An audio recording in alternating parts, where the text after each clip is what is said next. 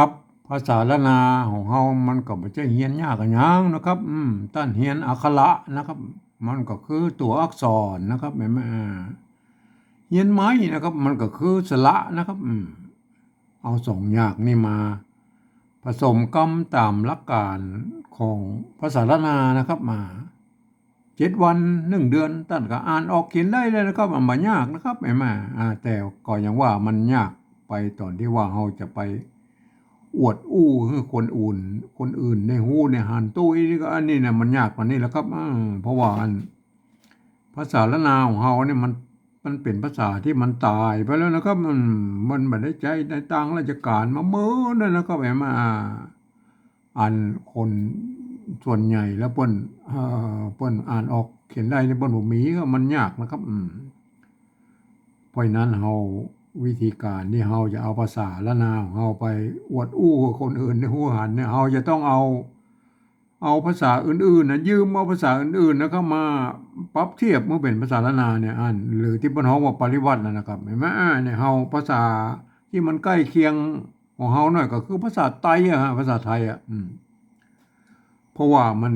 เกิดมาจากที่เดียวกันเนาะครับคือพวกขุนรามคำแหงที่เดียวกันนี่แหละครับก็มันก็แยกไปทางใต้เนี่ยก็คืออโยธยาเนี่ยพวกก็เอาไปเขียนเป็นอักษรไทยนะครับเห็นไหม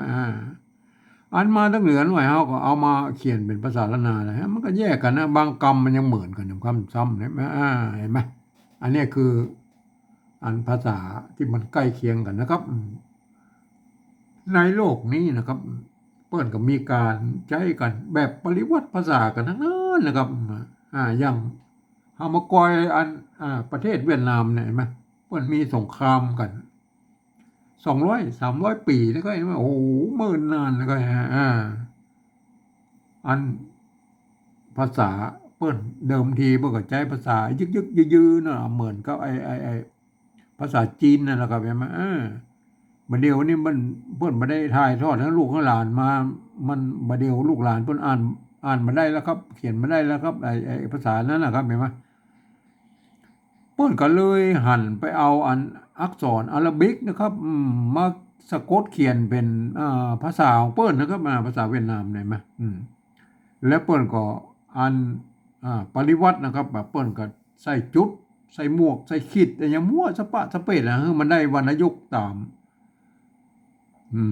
สำเนียงภาษาของเปิ้นนะครับเห็นไหมอันเนี้ยเนี่ยเปิ้นฮ้องว่าปริวัติอะครับยืมภาษาอื่นๆมาเขียนเป็นภาษาของตัวเก่านะครับเห็นไหมเนี่ยอันแถวยุโรปนะครับมันก็อย่างเช่นฝรั่งเศสเยอรมันเนี่ยยูเครนรัสเซียหรืออันยุโรปตะวันออกเนี่ยนะฮะเปิ้นก็ยืมเอาอักษรอาหรับิกนะครับไปเขียนเป็นภาษาของเปิ้นนะครับแล้วเปิ้นก็ใส่จุดนะครับใส่2 จุดก็ยังมีนะครับบางครั้งเปิ้นจะเปลี่ยนตัวอักษรตัวอันให้มันเป็นอันตามเสียงของอันภาษาของเปิ้นก็ยังมีนะครับเห็นไหมเนี่ยเปิ้นฮ้องว่าปริวัตินะครับเนี่ยอันอังกฤษเนี่ยนะเปิ้นยืมเอาอักษรอันอาหรับิกเนี่ยไปเขียนภาษาของเปิ้นนะครับแล้วเปิ้นก็บ่ใส่สักอย่างนะครับโลนๆนะครับเห็นไหมแต่เปิ้นมีกฎเกณฑ์อยู่ว่าเปิ้นให้อ่านออกเสียงใดก็ได้นะครับวรรณยุกต์ใดก็ได้แล้วแต่บริบทของอันคำนั้นนะครับไม่อยู่ในประโยคคำถามนะมันก็บิ้วไปแบบนี้อันประโยคถ้ามันคำนั้นมันไปอยู่ประโยคธรรมดามันก็ว่าก็แบบเนี่ยคือภาษาอังกฤษเปิ้นอย่างนี้นะครับมันออกได้กูเสียงนะครับก็แล้วแต่บริบทก็เหมือนภาษาละนาของเฮานะครับยุคต้นๆอันภาษาละนาภาษาชาวบ้านยุคต้นๆของเฮาเนี่ยสมัยนั้นเพิ่นก็บ่มีไม่เหาะไม่ซัดเหมือนกันนะครับเห็นไหมเพิ่นก็อ่านไปตามบริบทนะครับก็อ่านอืมอ่านยากเหมือนกันนะครับสมัยนั้นเห็นไหมมันบ่มีไม่เอกไม่โทนั่นแหละมันคือการเรื่องของภาษานะฮะปัจจุบันมันก็ใส่ไม่เหาะไม่ซัดไม่เอกไม่โทแล้วก็ครบเครื่องแล้วภาษาละนาปัจจุบันครบเครื่องเห็นไหมครับเรื่องปริวัติภาษาเนี่ยผมเองนะผมได้ใช้หลักการของสภาวัฒนธรรมมหาวิทยาลัยเชียงใหม่นะครับเปิ้นตกลงกันไว้เมื่อปลายปี28นะครับ เปิ้ ปตกลงเอาไว้ว่าอย่างนี้นะครับการที่เอาภาษาไทยเนี่ยมาเขียนเป็นภาษาละนาเนี่ยหรือที่พระองค์ว่าปริวัตินั่นนะครับก็ทำได้อยู่3 แบบหรือ3 รูปแบบนะครับเห็นไหมแบบที่1นั้นเปิ้นอย่าไว้เขียนบันทึกนะครับในลักษิลาจารึกเอกสารสำคัญในโบราณนะครับที่มันละเอียดนะครับเห็นไหมมันมีเปิ้นก็เอาภาษาอันไทยเนี่ยไปเทียบเอามานะครับเทียบเอามาทุกอักขระทุกไม้นะครับทุกเครื่องหมายนะครับแม้กระทั่งไม่โกงไม่กังไรไม่อย่างมั่วสะปะสะเปดที่มันอยู่ในไอ้ลักษิลาจารึกนั่นอันเปิ้นเอามาหมดนะครับเห็นไหมอันนี้มันยุ่งยากครับมันละเอียดเกินไปเฮาบ่อู้ถึงแล้วครับเฮามาอู้ถึงก็แบบที่2นี่ก็พอนะครับ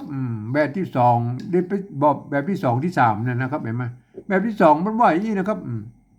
เปิ้นว่ายืมเอาอักษรไทยนะครับมาปรับเทียบเมื่อเป็นอักขระละนาตำบลปูนนะแม่แล้วก็ประกอบกรรมขึ้นมาก็แบบภาษาไทยนะครับผสมผสานกันไปนะครับ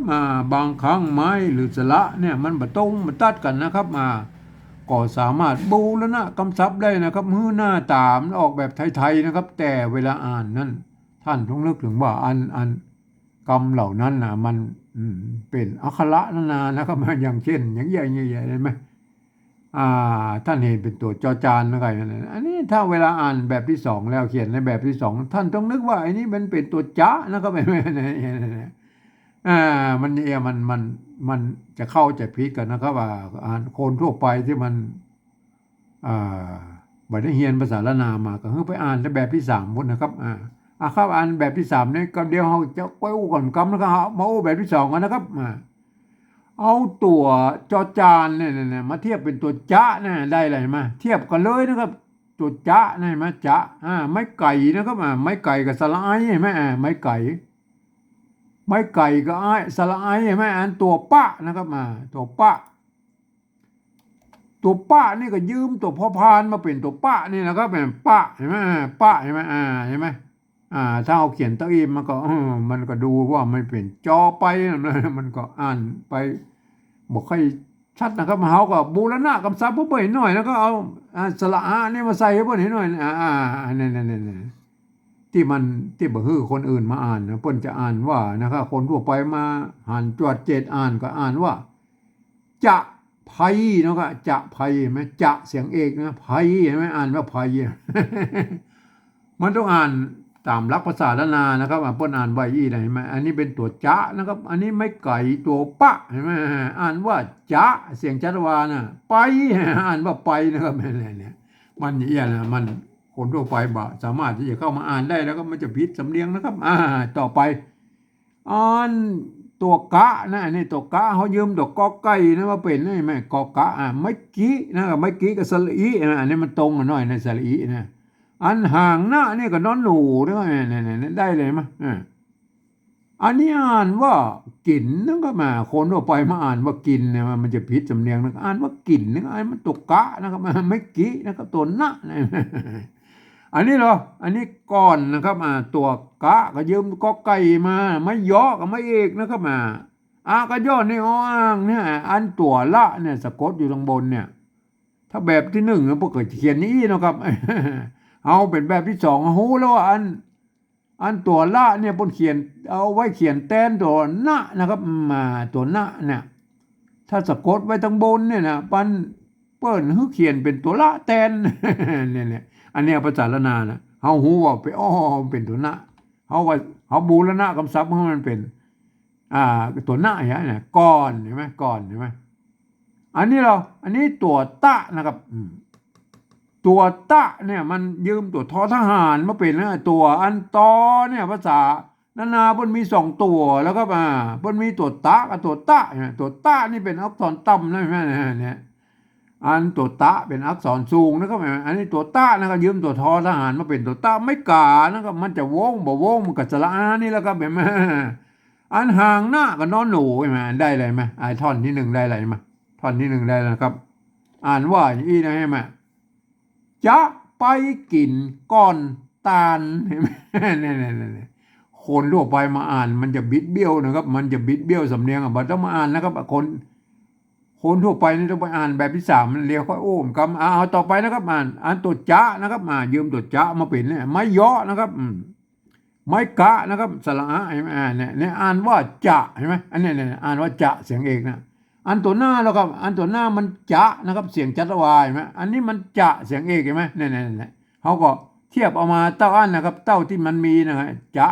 อันจะเห็นไหมอันนี้มันจะเสียงเอกเห็นไหมจะไปนะครับไม้ไก่สระไอตัวป้านะครับยืมเนี่ยพอพานมาเป็นตัวป้าเห็นไหมอันตัวตัวมะก็ยืมตัวม้านะครับม้าไม้กาสระอาเห็นไหมหางหน้านอนหนูเห็นไหมอันมานนะครับจะไปมานนะครับตัวก้อนนะตัวกะไม่ย่อกันย่อนตัวละนี่ผมเขียนเต้นตัวหน้าก็เอาตัวนอนหนูมาเขียนเลยใช่ไหมอันไม่แก่นะครับไม่แก่ตัวตะไม่ย่อนะครับอันตัวง่านะครับง่าน้อยเนี่ยก็งอแต่งมันเต่านะแต่งเนี่ยแต่งเหนือแต่งภาษาละนากับแต่งภาษาไทยเนี่ยมันเต่าเสียงเอกเต่ากันใช่ไหมก็เขาก็มันต้องไปบูรณะคำศัพท์อย่างเปิ้ลนะแต่งใช่ไหมเนี่ยอันตัวหลังก็อ่านว่าจะไปมานก่อนแต่งใช่ไหมง่ายกว่าครับมันก็ไม่ยากนะครับหลักการนั้นเขียนแบบที่สองเนี่ยไหมเทียบเอามานะครับถ้ามันสระมันมาตรงมาตัดก็บูรณะคำศัพท์ได้นะครับไอ้แม่ให้มันหน้าตามันแปลไทยแต่เวลาอ่านนะท่านต้องเลือกว่าอ๋ออันนี้เป็นตัวจะตัวปะตัวกะนะครับตัวนะเห็นไหมตัวตะนะนี่ตัวตะเห็นไหมมันท่านจะอ่านเป็นภาษาละนาต้องเอาหลักการภาษาละนามาอ่านนะครับเห็นไหมเนี่ยมันก็จะอันคนที่เพิ่นทั่วไปแบบสามารถเข้ามาอ่านได้นะครับคนทั่วไปมันจะต้องไปอ่านในแบบที่สามบนนะครับแบบที่สามบนว่าอย่างนี้นะครับอันตามข้อตกลงอันปลายปี28ของสภาวัฒนธรรมมหาวิทยาลัยเชียงใหม่นะครับเปิ้นว่าหลักการเปิ้นบอกว่าอย่างนี้นะครับก็ฟังเอาเสียงภาษาละนาตำบลเปิ้นเปิ้นเปล่งเสียงออกมาอย่างไรหรอเปิ้นเปล่งเสียงออกมาได้ก็เอาภาษาไทยเขียนไปจะนั้นนะครับเปิ้นหลักการโอ้สั้นๆนี่นะครับแปลเปิ้นก็ยังว่านะครับเปิ้นก็มานึกถึงเนาะสมัยนั้นภาษาไทยนะมันเป็นระบบ5เสียงนะครับมีไม่เอกไม่โทไม่ตีไม่จัตวาใช่ไหมมันพันและ5เสียงนะมันก็คือพันและ5เสียงกากะกากาเห็นไหมเนี่ย5เสียงเห็นไหมอันภาษาละนาบนมีไม่ย่อไม่ซัดก็คือไม่เอกไม่โทนะเปิ้นแบ่งเอาเป็นอักษรสูงอักษรต่ำแล้วก็เปิ้นก็สลับกันย่อสลับกันซัดใส่ไม่เอกไม่โทนะเปิ้นก็พันและ6เสียงนะกากะกากาให้มันเพิ่มกานี่มันตัวกากาเต้ากันเนี่ยกากาอันกานี่แหละก็อันที่อันภาษาไทยเปิ้นบ่มีวรรณยุกต์นะครับเปิ้นก็เลยบ่เขียนมาได้นะบางคนสมัยนี้นะครับ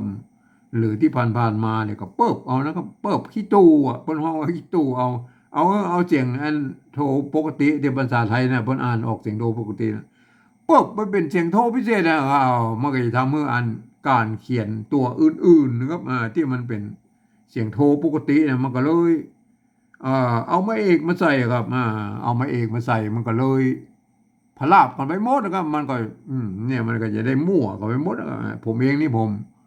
ใช้หลักการอย่างเดียวนะครับอันที่เปิ้นเขียนมาได้เนี่ยเขาก็ดัดแปลงเปลี่ยนแปลงก็เหมือนกับอันภาษาเวียดนามที่มันดัดแปลงเปลี่ยนแปลงนะครับปุ๊บก็เอาจุดใส่ไอ้กำที่มันเป็นเสียงโทพิเศษนั่นแหละครับเห็นไหมจุดประดับไว้นะครับจุดมันมีความหมายว่ามันเป็นอันวรรณยุกต์โทพิเศษใช่ไหมนั่นอันเสียงนี้นะอันในวัดพระสิงห์เชียงใหม่นะครับเปิ้นห้องว่าเสียงตีเพี้ยนนะครับเปิ้นอย่าใช้ตัวเอียงนะครับเห็นไหมมันจะตีเพี้ยนหรือโทเมืองโทพิเศษอย่างกระจ้างแล้วมันก็คือระหว่างเสียงโทปกติไปถึงเสียงตีนะมันอยู่ระหว่างกลางนั่นไงมาที่ภาษาไทยเปิ้นมีนะเสียงนี้ไหมอันนี้แหละมันจะยุ่งยากกันการปริวัตินะครับท่านก็ไปคิดค้นกันเอาเองนะครับถ้าจะเอาแบบผมนี่ก็มาดูเลยนะครับมาดูเลยผมวิธีที่ผมจะเขียนเห็นไหมเขาฟังเลยนะ เขาจะเขียนนะวันนี้มันมีเสียงโทรพิเศษโทรเมืองเอากับบ่อู้ถึงแล้วนะครับอันฟังเลยนะก็จะนะครับจะอันนี้เปิ้นอ่านไว้ได้เนี่ยในภาษาไทยเปิ้นอ่านว่าจะเห็นไหมเสียงเอกอะอันนี้เหรออันนี้มันตัวจะไม่กะเปิ้นอ่านว่าจะนะเสียงจัตวาเห็นไหมเนี่ยอันนี้เหรออันนี้มันตัวจะเห็นไหมภาษาละนาที่เงาเปิ้นก็อ่านว่าจะเห็นไหมอันภาษาไทยนี่มันตัวนี้มันจอจานเห็นไหมสระอะเห็นไหมมันอ่านว่าจะเสียงเอกเห็นไหมจะให้มันจะได้เลยก็ใส่ไม่จัตวาเหมือนกันเนี่ยจะได้ละจะจะเห็นไหมถึงแม้เปิ้นจะมีอันผิดหลักการของอันภาษาละนานิดๆหน่อยๆนะเปิ้นบอกว่าอย่างนี้นะอันอ่าลัสระนะคือสระเสียงสั้นเนี่ยเปิ้นบ่สามารถใส่วรรณยุกต์ได้หรอกมันว่าอันนะฮะเฮาอันนี้เฮาตัดไปเลยนะไอ้กฎเกณฑ์เหล่านี้ที่มันบ่เข้าในภาษาละนาเนี่ยเฮาจะดัดแปลงเหมือนภาษาเวียดนามที่เพิ่นดัดแปลงนั่นแหละครับแม่นไปใส่หมวกใส่จุดใส่ขีดใส่อย่ามั่วสะบ้าสะเปดเพื่อให้มันได้ตามเสียงของภาษาเวียดนามเพิ่นนะครับเฮาก็เหมือนกันเฮาก็ยืมเอาภาษาไทยมาเขียนนะครับเฮาก็เอา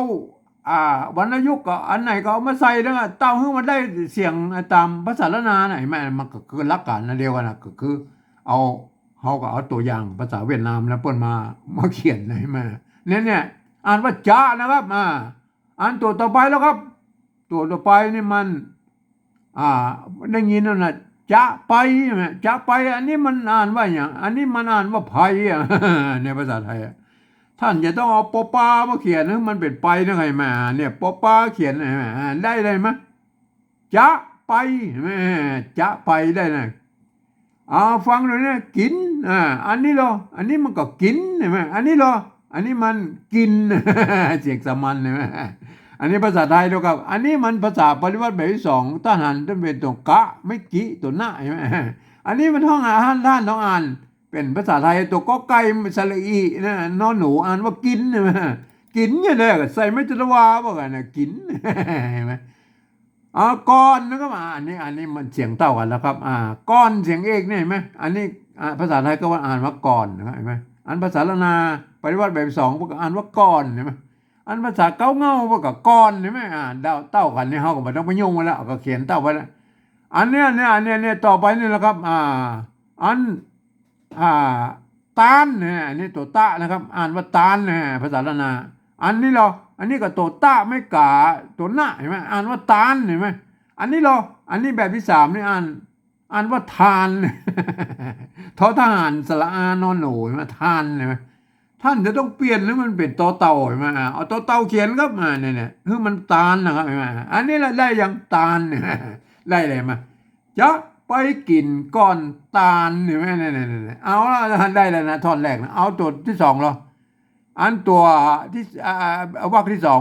นี่เปิ้นอ่านภาษาละนาเปิ้นอ่านว่าจะเสียงเอกเห็นไหมอ่านว่าจะถ้าบ่มีไม่กะอย่างนี้แล้วครับเนี่ยมันถ้าบ่มีไม่ย่ออย่างนี้แล้วครับพวกอ่านเหมือนตัวหน้าเนี่ยอ่านว่าจะเสียงชัตวายไหมเปิ้นมีไม่เอกไม่ย่อเนี่ยเปิ้นก็อ่านว่าจะเห็นไหมเสียงเอกอันนี้มันเทียบมาจากภาษาละนาแบบที่สองเนี่ยก็อ่านว่าจะเห็นไหมอันนี้มันจะให้มันเป็นจะเนี่ยอันนั้นบ่ต้องใส่ไม่เอกก็ได้แล้วครับภาษาไทยพวกก็จะอยู่แล้วเนี่ยเสียงเอกอยู่แล้วจะเห็นไหมเนี่ยเขาก็ลบไม่เอกออกไปเนี่ยจะเห็นไหมได้เลยจะไปอันนี้เป็นอ่านว่าไผครับเปลี่ยนเป็นปอปาครับเปลี่ยนเป็นปอปา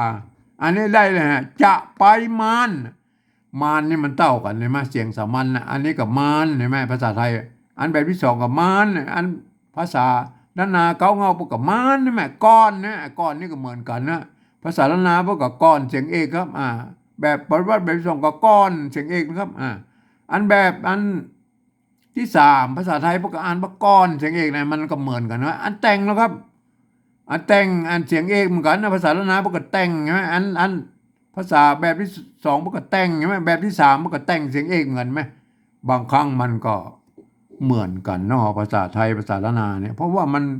เกิดมาจากที่เดียวกันแล้วครับบางคำมันก็ใช้เหมือนกันนะครับมานก่อนแต่งนี่มันเขียนเหมือนกันใช่ไหม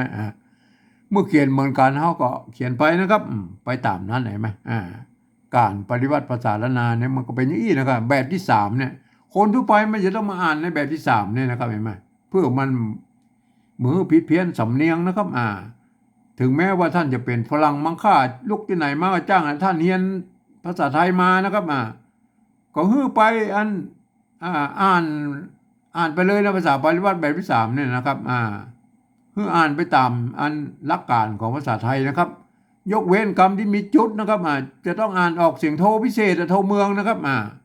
ไอ้คำอยเนี่ยท่านจะต้องอ่านเป็นยอยักษ์ไทยนะครับ